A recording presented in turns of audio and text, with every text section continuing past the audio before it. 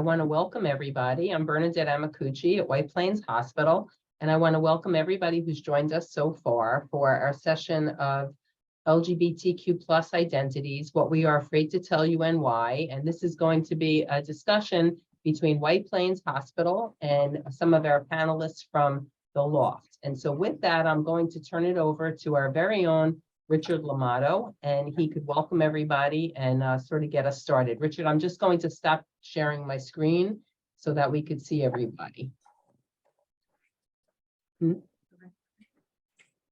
Oh, here. Okay. Okay. Good afternoon, everyone, and welcome to our virtual event. My name is Richard Limato. My pronouns are he, his, him. I'm a chaplain in the Pastoral Care and Education Department at White Plains Hospital, and I'm a proud member of the LGBTQ plus community. Today's presentation will involve panelists from both White Plains Hospital and the LOFT, which is the LGBTQ community organization in White Plains. It's my pleasure to serve as the moderator for this program today, entitled LGBTQ Identities, What We Are Afraid to Tell You and Why. As a reminder, we request that everyone please keep themselves on mute during the presentation. My colleague, Bernadette Amacucci, will assist us by serving as today's chat box moderator. You are encouraged to type your questions into the chat box. We'll do our best to answer as many questions as we can before the end of this session. And with that, let me welcome our very, very prestigious panel today by introducing them to you. First up, Jeffrey Gard is the LOFT's Director of Media and Communications, which includes the oversight of marketing and development programs, the management of business partnerships, and strengthening of the LOFT's ties to the business community. Jeffrey also oversees the LOFT's social media and traditional media venues. He serves as the editor-in-chief for Outspoken, the LOFT's online community magazine, and facilitates the Writers' Workshop and One Voice LGBTQ plus HIV support group. Prior to joining the LOFT in 2020, Jeffrey has held a variety of positions in marketing and communications with companies that include Pfizer, Lululemon, Athletica, and CVS Health. It gives me pleasure to introduce to you today my colleague, Rachele Khadjehturian. Rachele is a family nurse practitioner specializing in primary and preventive care at White Plains Hospital Physician Associates here in White Plains. She received both her Bachelor of Science degree, magna cum laude, with distinction, and her Master of Science in Nursing from Pace University. Rachele is a holistic provider, bringing together the most relevant elements of Eastern and Western traditions to personalize healthcare programs to meet each person's individual needs. She understands that every aspect of a person's life is significant when creating a path to overall wellness. She compassionately provides holistic and attentive care to patients at all stages of life. Her mind-body approach ensures that information is shared in a way that lets all patients feel heard and seen and meets them where they are to encourage patients to take part in becoming the healthiest versions of themselves. Rachele is a motivational speaker, and she holds workshops on stress and anxiety reduction, rising above trauma and grief, living your best life with chronic pain and illness, and integrative therapies. She's a member of the American Association of Nurse Practitioners, the Nurse Practitioner Association of New York State, the American Association of Integrative Medicine, and she's a proud member of the Gay and Lesbian Medical Association. And I'm proud to introduce Judy Troilo. Judy joined the LOFT team as executive director in November 2014. She brings a wealth of experience in both the not-for-profit sector and the arts and entertainment industry to her leadership position at the LOFT. During her time at the LOFT, Judy has significantly grown the LOFT's capacity to deliver needed programs and services to LGBT people living in Westchester County and surrounding areas. Judy is a proud member of the Westchester County Women's Advisory Board and has worked in countless other ways to improve the lives of people in Westchester County. Judy was executive director for more than 10 years for an Albany-based New York statewide not-for-profit organization, which assists thousands of disenfranchised individuals and families with health services, employment opportunities, and affordable housing. Prior to segueing into the not-for-profit sector, Jody worked in the entertainment industry for 15 years. So welcome to each of our distinguished panelists and to you. And let's get right into it. And I'm going to open the first question to all our panel members. It's the thematic question that we're asking today. What are we afraid to tell you and why?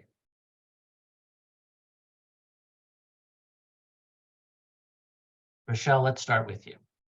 All right. Hi, everybody. Thank you for welcoming us into your offices and homes. As a lesbian provider, I think I have a unique perspective on this topic. I always have in my head to say out loud if needed, I'm here to get care. My history, my physical exam, and my needs may differ from others, but I'm no less important than any other patient on your schedule. Please treat me, my identity, my family, and my needs with respect and dignity as I'm trusting you with my life. Sometimes the hardest thing to do for any patient is to advocate for themselves, which is what gives many patients pause when asking those that are tasked with care to see them as their true selves for fear of rejection, judgment, or reprisal. Thank you, Rachele. Judy?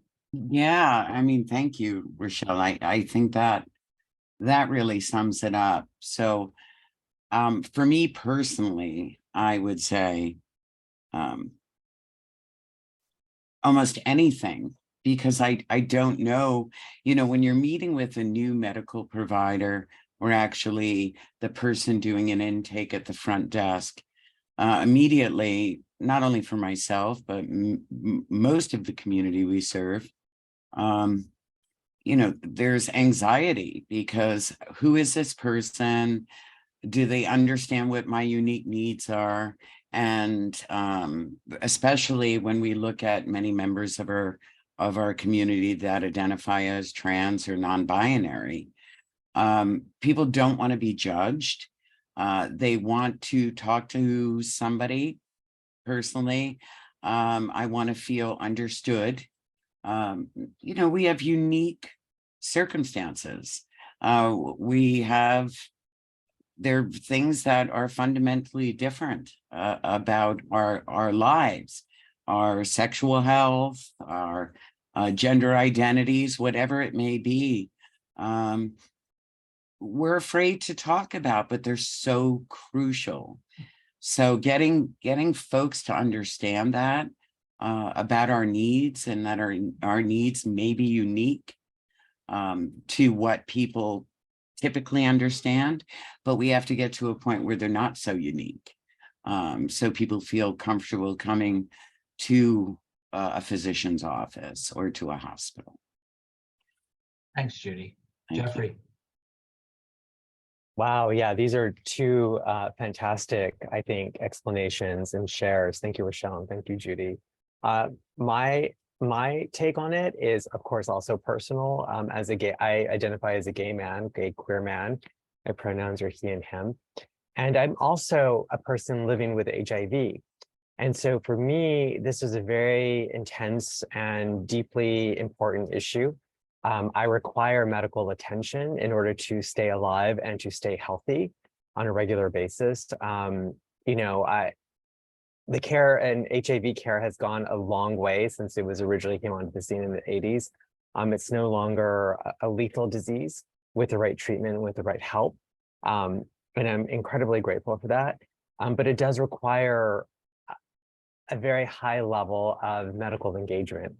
And I often have to meet with medical personnel. And my great fear, the things that I fear as a gay man walking into an institution, whenever I have to meet a new doctor, is always disclosing. HIV is a heavily stigmatized disease, even in 2023.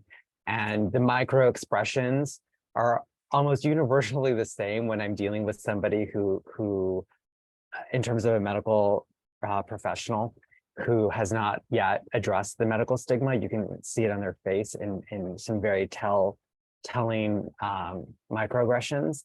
And it tells me that I have to then begin managing this particular professional, and I have to figure out how to say the right things in the right way so as not to jeopardize my relationship with this person, because I require them to do their job in an extraordinarily detailed and important way so that I'm getting the best medication that is, light on my kidneys, it's light on my liver, and that doesn't tax my body. And so I find it incredibly sometimes exhausting having to work with certain medical personnel where I do have to engage in a lot of medical diplomacy to kind of get over certain types of hurdles that the stigma of my disease carries, and that the stigma of my sexuality sometimes can carry as well. And so these are the things that I fear whenever I walk into a medical office, is how am I going to deal with this particular person? Sometimes it's fantastic. Sometimes you deal with a person who is so seasoned and knows all the right things to say, and it's like ambrosia. You just take a deep exhale and you're like, thank God. And then other times it's not that way. And so I'd like to, work with medical personnel and helping everybody get to that place where they can make people like myself feel more at ease and less afraid. Thank you, Jeffrey. Thank each of you. If I were to distill your very articulate answers on this very first question, I think what you're really all talking about is how it is difficult for us, those of us in the community, to walk into any new venue and to be willing to share ourselves openly unless we feel safe and affirmed by the environment. And you're each pointing out how critically important that is in the healthcare environment, especially, to feel that it's a very affirming and safe environment for us to share ourselves so intimately with healthcare practitioners. Thank you for bravely answering that question so openly for us. Let's continue to talk a little bit about the healthcare industry, because as we become more knowledgeable and we work to become more supportive of members of our community and their healthcare needs, there are different things that we are entering into, different data and information that we are attempting to collect. And this was one I had to learn: SOGI information, sexual orientation and gender identity information. What's the importance of collecting this information by healthcare practitioners, and how can this information be obtained in a respectful manner?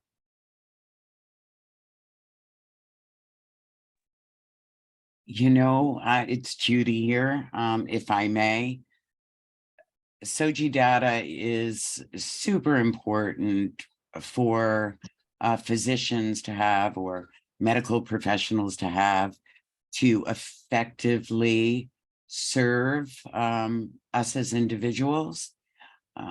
It also allows the information to be compiled in such a way that we don't have to, let's say we're seeing another physician within the same system. We don't necessarily have to go through this kind of disclosure over and over. But some of the obstacles we face with SOGI data is, if I don't trust you, I don't know how much I'm willing to tell you. Now, to get effective medical care, I need to tell you these very important things about me. Personally, I identify as a gay woman, or a lesbian, or a queer woman. I'm cis gender. I don't have any children, and there's absolutely no way I can be pregnant. So please stop asking me. Not only am I a woman that doesn't have sex with men, but I'm 57 years old. But this question my whole life has come up. Are you sure you're not pregnant? Are you positive you're not pregnant? I am so sure I'm not pregnant that I can tell you that if I was, it would be the second coming, because it's not going to happen. So those things are asked, and they might seem, for a lot of people, well, we have to ask these questions. But when I'm telling you about who I am, there needs to be more sensitivity in the way those questions are asked. Now, the problem with SOGI data, I think, is that we have to find a way to normalize it, which means that the folks that are doing intakes or taking this kind of information need to be asking it of everyone, not just selectively, and need to ask the information, and the person needs to feel comfortable in giving that information. That's why I always stress with any medical professionals that we work with, that the training of your frontline staff is as crucial as the training of your direct care staff. Because if I walk in somewhere, or I'll give you a better example, if someone from my community who is trans walks into a doctor for the first time and they're misgendered, or they're asked questions that are traumatizing, they're not coming back. So it's how those questions are asked, and it's doing so with respect and dignity. That's how I feel about it. Yes, it's important, but it's only important if people are able to obtain the data. Thanks, Yeah, Judy. Yeah, Jeffrey. I was going to say, I think Judy, to piggyback on what Judy was saying, I think it is really important to get that SOGI data. And I think one of the ways, that could really help make it a seamless and smooth and helpful intake experience is obviously, I've gone to a lot of medical clinics now, and a lot of them have handheld devices where you can enter the information in electronically. And I think something like that can be really helpful. And I think when you're ready, during that intake experience, when you're ready to take that SOGI data, I think one of the most important things to start off with is saying, we are an LGBTQ affirming establishment, and we would like to ask a few questions related to sexual orientation and gender identity, in parentheses, SOGI data. Would you like to proceed? And then giving that person the option to say yes or no. And then if they say yes, going forward with all the questions, because then that person who identifies as LGBTQ plus understands that you're asking from an affirming place. You're not looking to use it in a nefarious way. You started off with saying we're an affirming establishment, and this is why we're asking the questions. And then once the data is processed electronically through that handheld device or whatever, it can immediately then pop up and inform the front desk staff as well as the attending medical professionals. This person identifies as LGBTQ, or this person specifically identifies as non-binary. Please use these pronouns when addressing them. Please refer to them, with any kind of descriptor information that they need, that the medical attendants need to know, so that they don't inadvertently hurt that person and can immediately build trust. For instance, if you're dealing with someone who identifies as non-binary and uses the pronouns they, them, to walk in there and say, hi, I'm Dr. So-and-so. My pronouns are he and him, or her and hers. And I understand your name is so-and-so and you identify as they, them. Is that correct? That immediately, I think, creates a shorthand to that person, to the person who's non-binary, that says, you understand enough about me to engage with me in a respectful and dignified way. And I think those small little things can go really far in establishing trust amongst our community members. Thanks, Jeffrey. Rachele? I'm actually blown away by both of those answers, so I'm going to try to keep up my game here. As a provider, I think this data is so important for the reasons that my colleagues just laid out for you. I really think that every patient needs to be given the opportunity to ensure their providers, the ones that they are going to see, know exactly who they are in every aspect of their lives.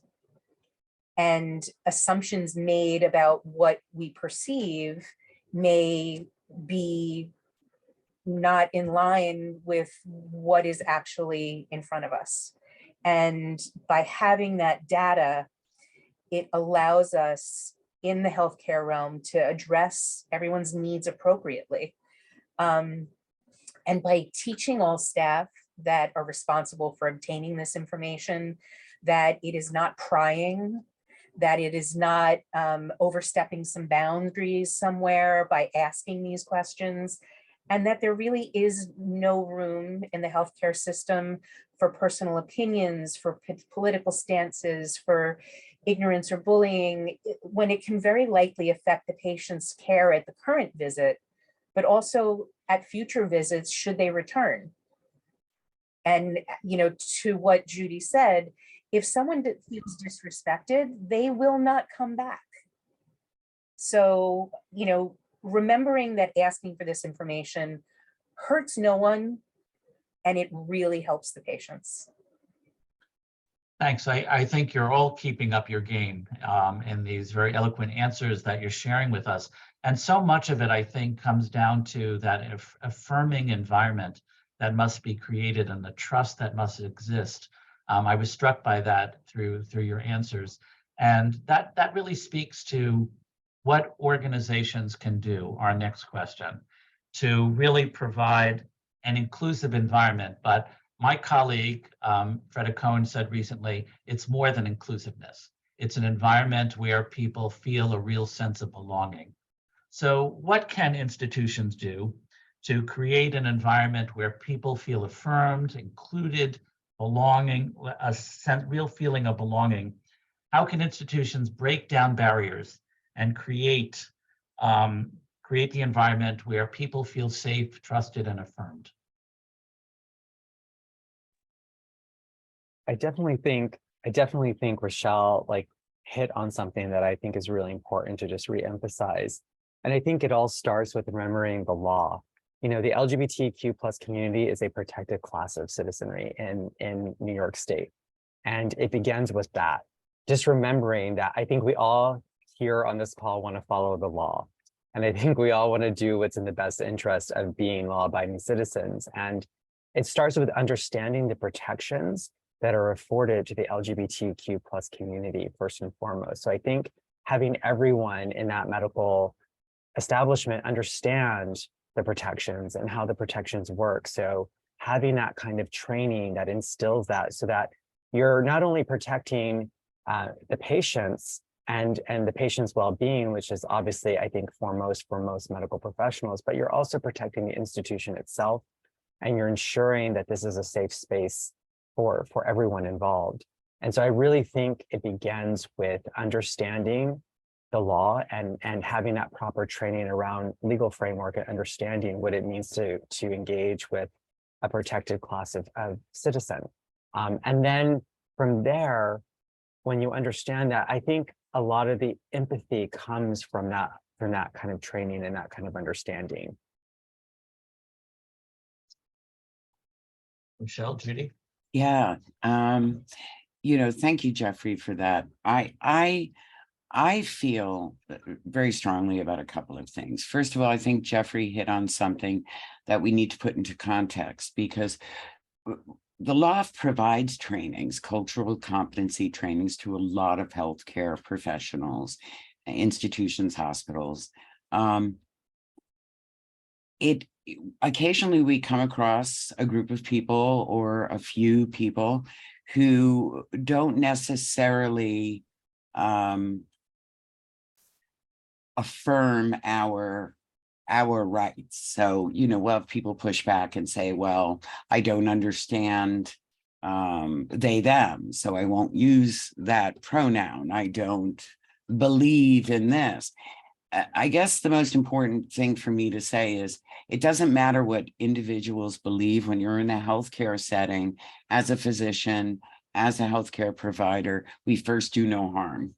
And to have the staff that surrounds your practice or organization understand these two fundamental things: what you believe and what you feel. And I believe most people are innately good. This is something that's important to our profession and to best serve everyone. And for me, it's not even about, Jeffrey speaks about the legality of being a protected class and having somebody say something to somebody that, you know, could result in some kind of legal action. I will speak purely from a humane standpoint. Everybody deserves respect. Everybody deserves to be treated equally. So when asking for SOGI data, I think the most important thing is we're not only asking queer people, we're asking straight people. We're not making assumptions about people's sexuality. If we normalize the procedure of saying, you know, answer the question, what is your sexual orientation? What is your gender identity? It becomes part of our dialogue and it brings people together. Another important thing is little items here and there, a safe place sticker, a rainbow flag, having your employees wear pins that have pronouns on them, little hints, little things within the office that if somebody from our community walks in, they can say, oh, this looks like a safe space. That person respects pronouns before you even open your mouth. So that's kind of my take on it. Show your commitment.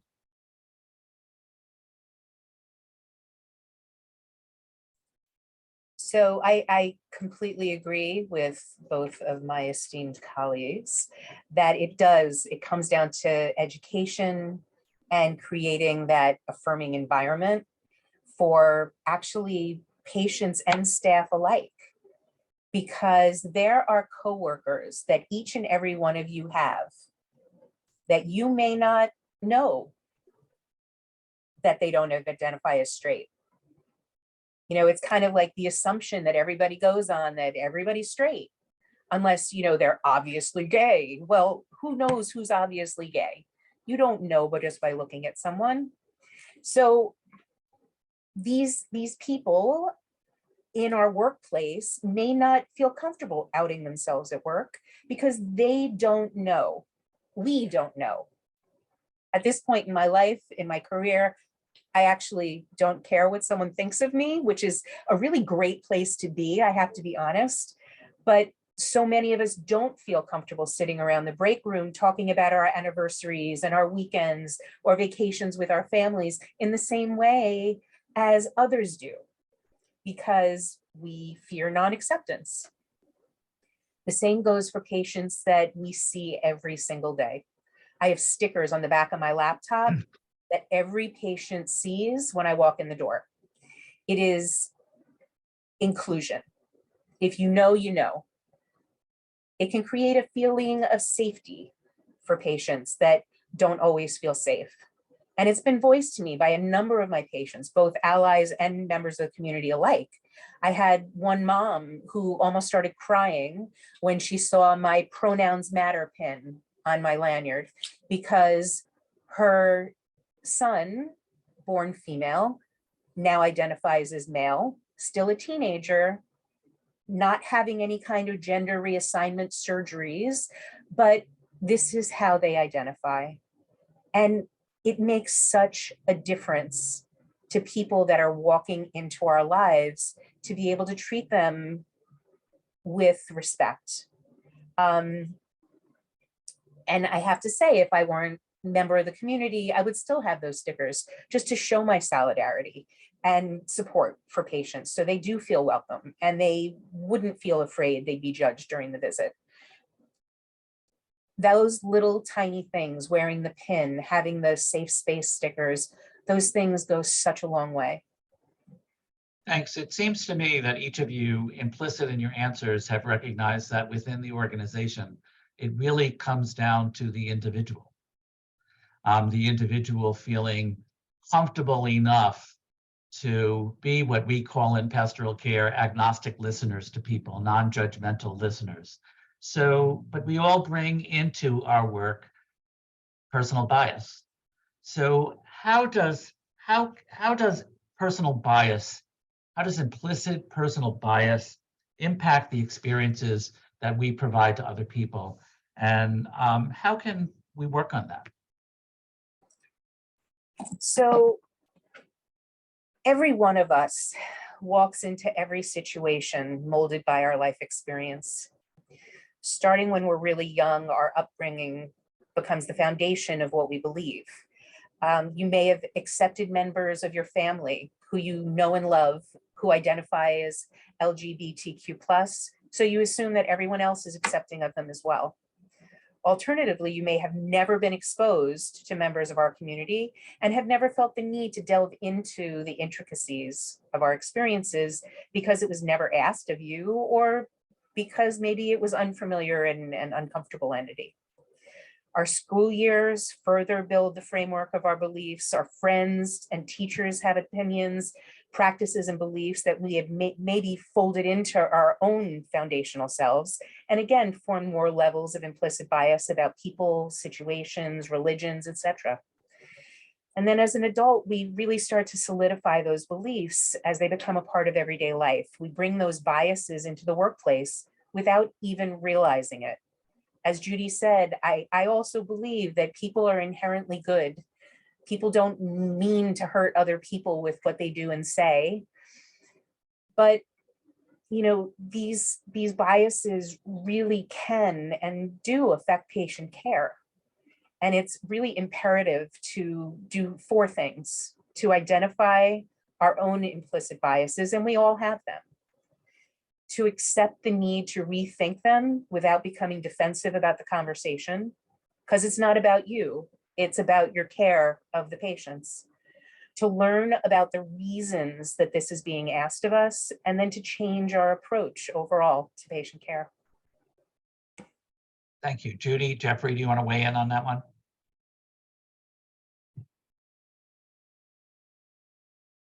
Yeah, I think what Rachele said was really powerful about checking ourselves. For me, here's a personal anecdote. As somebody living with HIV, I meet my primary care physician twice a year. He's a gay doctor, and he's well steeped in the treatment of HIV care. I've been living with the virus now for over a decade, and I am undetectable. And I always have to brace myself whenever I go to like an urgent care center because I have a cold. It's December and I have a runny nose or a throat that's just really sore. And I often have to brace myself because whenever you go to these clinics, or if like you want to get Botox and you go to somewhere there too, like any of these medical clinics, they ask you, do you have any underlying illnesses? And, as somebody living with HIV, I always have to disclose. I mean, that's just a moral thing, but it's also a legal thing. You never want to not disclose something like that, despite the fact that I'm undetectable, which is of course untransmittable. I can't transmit the virus to anyone. But you'd be surprised like how many medical professionals, when they see that information, are kind of like taken aback, and the conversation goes from, oh, you might have a sore throat, to, oh, well, we got to do a full panel on your immune system. It's like, this is not 1988. I'm not on AZT. I told you I'm undetectable, but I have to kind of rein myself in. I've learned that I have to kind of take a step back and not get frustrated and realize that not everybody is going to know all the details about it. And so this is an opportunity that I take to say, okay, I explain rationally, like, I'm undetectable. My immune system is perfectly fine. Here's my primary care physician's number. My numbers are all good. Everything under the hood is okay. I think it's just a strep throat that's going around. I think that's really what it is. And I've learned to give a lot of teachable space. I've learned to create experiences where I want the doctor who may not engage with people who are living with HIV, the opportunity to learn how to engage with somebody who does have HIV. I really want that person to have that experience so that when they meet someone who does have HIV and that person tells them, I'm undetectable and I've been undetectable for many, many years, they immediately understand the medical code of like, your immune system is fine. It's perfectly functioning. It's normally functioning. So you can write that off. It's probably something more acute, something that's going around. And so I really try to create that space. And I've noticed that 9.9 times out of 10, the medical professional will allow themselves to learn and grow. And it ends up being a really positive experience.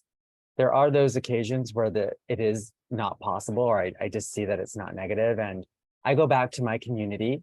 You know, I am the peer lead for an HIV support group. And our support group, we all talk. We all talk about the doctors we go to. We all know the names of all the doctors around in the whole area. And we know also the receptionists. We know everybody at that clinic, and we all have the opinions.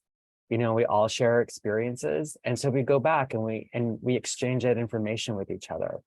And so we've developed a community of knowledge between us to know which doctors, which medical professionals to trust and which ones not to.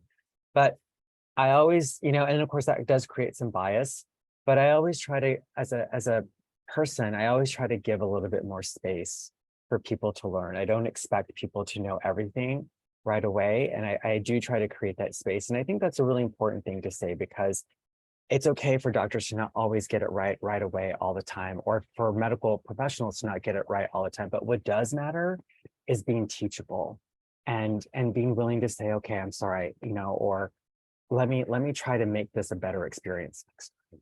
And I think for me, just knowing that, I'm very willing to be more accommodating for anyone who needs to learn a little bit more. Hope that helps. Thanks, Jeffrey. Judy. I mean, I don't have much to add on that. I would love to hear what other people's experience are, but or have been.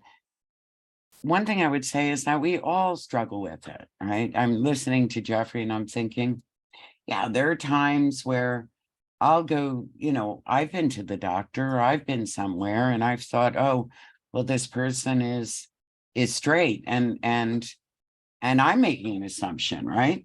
And maybe they might not, they're not going to understand me.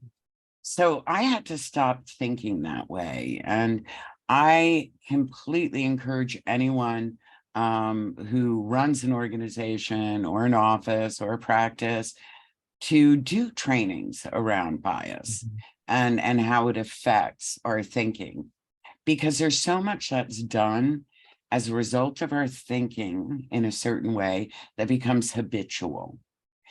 And if we can kind of change that, and I'll give you an example. You know, when it comes to pronouns, I run an LGBT center, LGBTQ center plus. But, you know, so pronouns are super easy for me. I don't think about it. I don't make assumptions about people based on their appearance. And when I'm in the outside world, when I'm talking and I'm referring to someone that I'm not sure, I'm using their full name or I'm calling them, because I don't know how they identify. People are like, what do you mean by that? I don't understand. And I realize that we just have to get used to a fluid way of thinking and not assuming, and break bad habits and replace them with habits that aren't assumptive. So That's a good segue, Judy, to our next question. Rachele was talking about intentionality and about how we don't really regard people as intentionally trying to be harmful or hurtful, but a lack of understanding. I honestly don't think that we do enough to really convey to individuals within the organization that they are responsible for helping to create the more respectful, safe, inclusive environment and to break down barriers. So say a few words about how we can help the staff better understand their part in that role and what they need to do, what personal work they need to do to be a part of the cobblestone of creating that inclusive patient care. So the staff that work for White Plains Hospital are tasked with leaving our personal beliefs at the door. For some, it can be a greater challenge than for others. But the barriers that our personal beliefs carry with them become the barriers that prevent patients from receiving the care that they are entrusting us with. So they're asking us to hold their lives in our hands. And if we are not affirming who they are because of our own barriers to accepting who people are when they walk in the door, it's a recipe for disaster, honestly. So whether you believe in gay marriage or not, whether you're a Democrat or Republican, whether you're Jewish or Catholic or practice another religion or no religion at all, whether or not you understand why someone lives the way they do, it doesn't matter when you wear the White Plains Hospital badge. And it shouldn't matter in the grand scheme of things either, but that's a larger issue we don't have time to tackle today. But understanding that people need care that we don't necessarily think they need is something that will allow us to give patients care that they do actually need.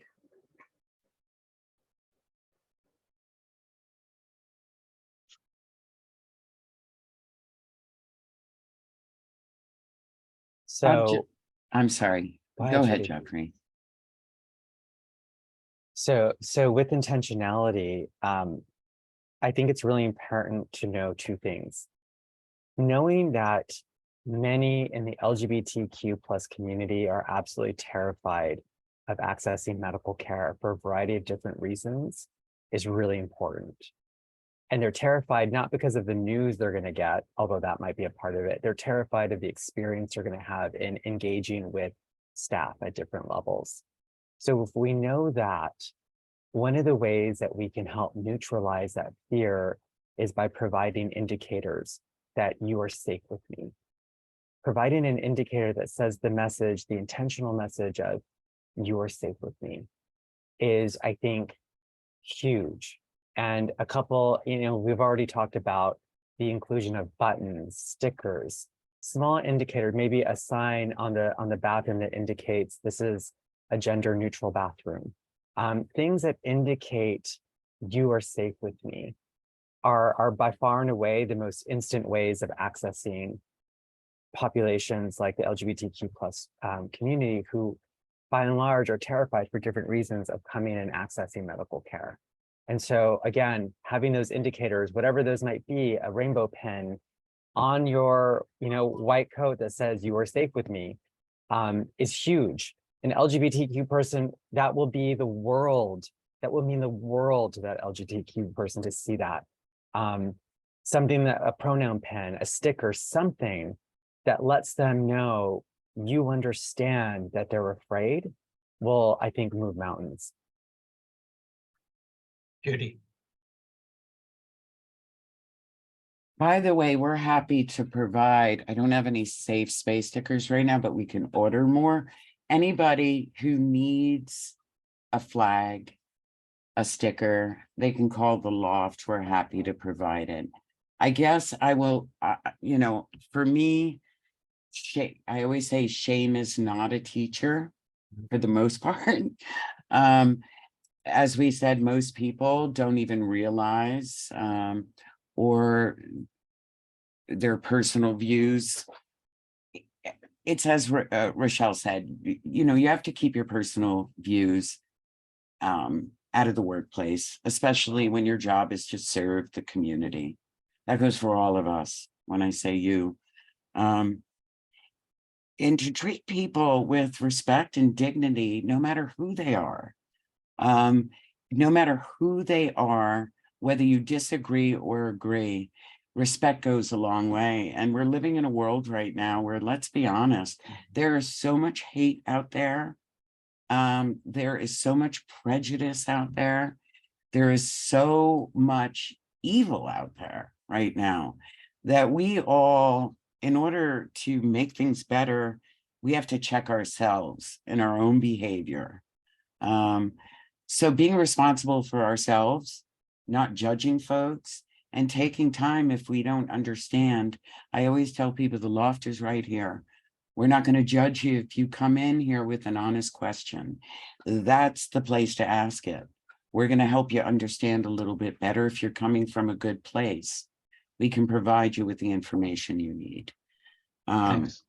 So that's Thank really what I have to offer is seek the answers if you don't have them. And you need to take a look at yourself if someone else's sex life or gender identity makes you angry. You know, that's what I have to say about that. Thanks. When in view of seeking answers, I think we have about 10 minutes left. So I'm going to turn to Bernadette and say, before I ask you, our esteemed panel, a final question. Bernadette, do we have any questions in the chat box that you'd like to share with us? No, I only had one directly to me from Freda, which I responded to. But no, there have been no questions. But this group is small enough that if anybody would like to pose a question and feels comfortable unmuting themselves and asking, I think that would be fine as well. Otherwise, sure. by all means, put it in the chat box and I'll read it out. But right now, there's nothing there. Sure. This would be your moment if you want to ask a question. Freda, unmute yourself. All right, so I asked Bernadette whether I could get another pin. I lost mine, just for those of you who are curious. Yeah, so I had an experience, this is a question for the panel, where I was speaking to someone from the hospital that I didn't know well. And this person, we were talking about, just chatting in the cafeteria, and the person told me that the person's partner had COVID. Oh, I said, what did you do for New Year's? And the person said that his partner had COVID. And I said, did you get it from your wife? And he said, actually, it was my husband. And I was mortified. And I was very upset with myself, thinking that I am usually a pretty, respectful person. And I thought about it all night, and I happened to see him the next day, and I went up to him and I apologized. I said, I was not thinking and insensitive. And I said, and I will do better next. And he just kind of brushed it off, but, and has been very nice to me since. But my question is that the approach, like when you've made a mistake, when you not because you were hurtful or thoughtless or mean-spirited or any of that, but just because having grown up the way I did, this just wasn't normative to be so open. So everything was hush hush, and thank God my kids and their kids are so much better than I am in seeing all of the LGBTQ issues as normative, thank God. But you can't escape your past and your formative years. And I have the same problem with they. It's very hard for me. I try very hard to use the right pronouns, but it just doesn't flow as easily as I would like. So the question is, what do you do when you blunder? Right, that's the question. I'm going to speak up with this because we see it happen within our own community. I think you were absolutely spot on by saying, I'm sorry about that. I made an assumption, and I'm going to do better. That goes a long way. The important thing is don't dwell on it. Don't over apologize. Don't keep apologizing, because it brings that issue. It becomes very uncomfortable for the person. And then, sometimes it's a bit traumatic, especially if somebody's misgendered but recognize it and correct it and say, I'll do better, but actually do better. Because I've seen people do it and then say, oh, I'm sorry, and then do it again. And oh, I'm sorry, and then do it again. And that just shows insincerity. But I think the way you handled it, I think that was sincere. And I respect the way you handled it. And I'm sure you are doing better. We have to look into ourselves and recognize, how we can do better. We're not perfect people. Judy, I love the way you took it from make the apology, but also go back and do the work so that you don't go to the same place again, That's right. right? Thanks. Thank you. Rachele, Jeffrey, anything to add, or do we want to take a next question? Yeah, let's take the next question. That was a Okay. good answer, Judy. Looks like Joanne has her hand up. Or Hi, Joan. Yeah, it's Joan. Thank you. I have an observation and a question. My 23-year-old child is non-binary. So, I'm used to seeing the pain when they are mispronoun, misgendered and everything. So one observation was we were up at urgent care in Armonk, the White Plains Hospital urgent care, and the physician there is one of our emergency room physicians, and he's wonderful. And he keyed immediately on my use of they, them, and immediately referred to Nina with the proper pronouns. And even the following week, when I saw him at work, he asked me, how are they doing? And when I told Nina this, the joy of just having somebody get it and not mispronounce, like immediately just get it, just made me so happy just to see, because I see how, like, it's one, like, and they don't expect it immediately, but to see that somebody took the time to do that, it was just very heartening for me as a parent and for my child. My question is, so Nina's 23, so hasn't been to a doctor since their pediatrician and 2 years ago. So they're in the process of looking for a doctor, and it's concerning that how do you go about finding somebody who is going to be an ally from the start? Because that's very easy for somebody to get turned off. Like somebody had said before, you might not go back to that doctor, but for some people, they might not seek medical care at all because they're so worried about that. So I'm trying to help my child find a physician in our realm, in the White Plains Hospital family, that is going to be understanding of their unique needs. Bernadette, do you want to comment on some of the work we're doing in that regard? Sure. We're trying to get as many providers as possible educated so that everybody understands that, you know, it's a safe and affirming place anywhere that you go, because we do pride ourselves on being exceptional every day. That's really the care that we want to, you know, expand and promote. But it's really a matter of educating providers. So, you know, we have an HEI designation as top performer, and we're going for our re-accreditation for that.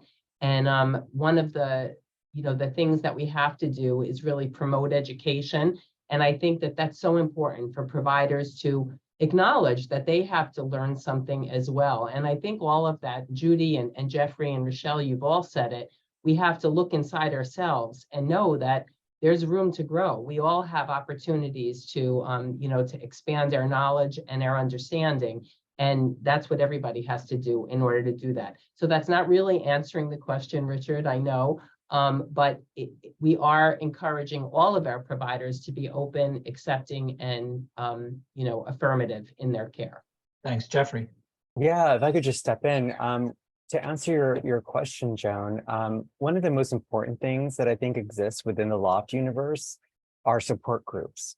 So we have a variety of different support groups based on gender identity and sexuality. I myself am the peer educator for HIV One Voice, which are for folks who are living with HIV. We get together, and in these groups, we actually talk about our physician experiences.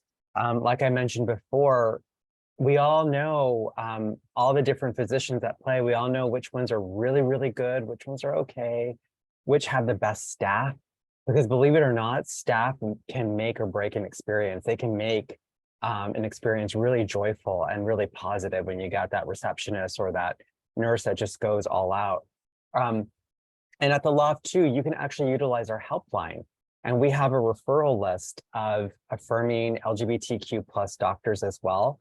But I would really encourage, you know, your non-binary child to attend a support group where they can specifically meet with other non-binary folks and ask them like, hey, who do you go to in the area? What's your experience like? You know, and they'll be very open and share, and it's a very tight-knit community, and we've all learned that if we talk and we share about our experiences, we can really figure out who the providers are that are exceptional. You know, and White Plains Hospital is also a very good institution. We received a lot of positive feedback from our community members, all of whom have said that the medical professionals here, you know, really do take affirming care seriously. This is something that you have a reputation for in this institution, and that kind of stuff gets talked about. And so it's really important. Also, if you have a minor who identifies as non-binary or is part of the spectrum, the queer spectrum, you can utilize Center Lane as well. Center Lane also has fantastic support groups as well and focuses on our spectrum youth. Thanks. I want to be respectful of everyone's time. I'm going to tell you how to contact all these people in a moment, but we just have a few minutes left, and I just want to toss out a very quick question to our panelists, and be brief. What is it that you want people to take away from today's session? Rachele, go. Healthcare should be just that, care of the health of the people we interact with every day. So whether you're comfortable with someone's life should have no bearing on the job you're hired to do. From the valet to the security staff, administration, and front desk staff, to the clinical support personnel and the providers, each one of us makes an immense difference in the lives of the patients we come in contact with every single moment of every single day and work with in the community at large. So to be exceptional every day is White Plains Hospital's motto. But to be successful at that, we need to treat others the way we wish to be treated, with dignity, respect, and the care that each of us deserve. And in the words of Maya Angelou, I've learned that people will forget what you said, people will forget what you did, but people will never forget how you made them feel. And I try to live by that every single day. Thanks. Judy, closing thought. That's one of my favorite quotes. That's my closing. My closing thought is that everyone deserves to be treated with dignity and respect. And when we make a commitment to a certain position, whatever it is, especially in healthcare, we make a commitment to serving, everyone. So taking the time to really understand who folks are, regardless of what demographic and serve people and treat them with dignity. And if you don't know the answers to something, ask. The LOFT is always here to answer questions that might be uncomfortable for folks to ask others when it comes to our community. We're happy to answer them. Thanks, Judy. Jeffrey. Every single person here on this call plays a vital role in the betterment of everyone's life. And we all need you. We all need you. And in that way, you have an inordinate amount of power in society. And with that power comes great responsibility. Just remember that your words and your behaviors, they have a ripple effect on that person who's seeking your help. And if you know that within the LGBTQ plus Q community, so many of us are afraid, just be mindful of that to modulate that power that you have in making that person feel safe and welcome. And you will create an incredible bond of trust between yourself and that person. Thank you. Our time has come to a close, and on behalf of the White Plains Hospital Diversity, Equity, and Inclusion Committee and our White Plains Hospital LGBTQ plus Employee Resource Group, we extend our gratitude to our excellent panelists from the LOFT, Judy and Jeffrey, and from White Plains Hospital, Rachele. We also thank you for your participation today in our virtual event. The White Plains Hospital DEI Committee strives to create an environment where employees feel valued, included, and empowered. For more information about the DEI Committee or the LGBTQ plus ERG, Bernadette will place the DEI email in our chat box. Feel free to use it. And for more information about the LOFT, the Lesbian and Gay Community Services Center, please visit their website at theloftgaycenter.org. We thank you for being here. Thank you to Bernadette, our chat box moderator, and happy Pride, everybody. Happy Pride. Thank you. And Natalie did put that email address up in the chat. So thank you, Natalie, for helping out. Have a great day, everybody. And thanks so much.